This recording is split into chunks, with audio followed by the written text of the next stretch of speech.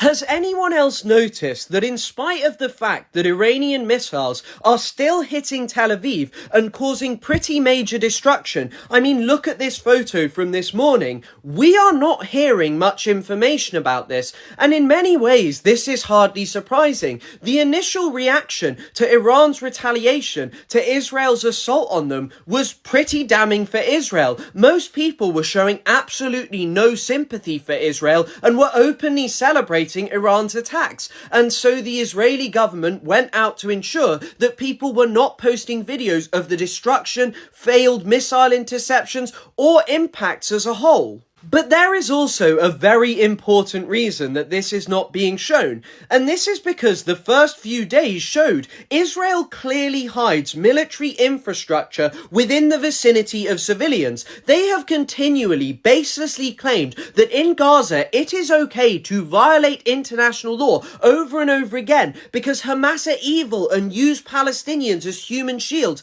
and that's why people get killed. But when it comes to Israel, it was increasingly clear, as many people have known, that Israel hides military infrastructure near civilians. This was noted by a senior journalist, Ori Goldberg, just a few days ago. And Israel has a history of this. In 2008, Jonathan Cook published this article about Hezbollah's attacks on Israel, and what he said is that the military censor prevents publication of a considerable amount of things, but what was clear is that Israel's practices were endangering civilians because they were planting military infrastructure near them, using them as human shields. And these are the reasons that you have stopped seeing images of these attacks, because Israel was losing control of the narrative. It was showing that all the things they had claimed about Palestinians were actually true of themselves.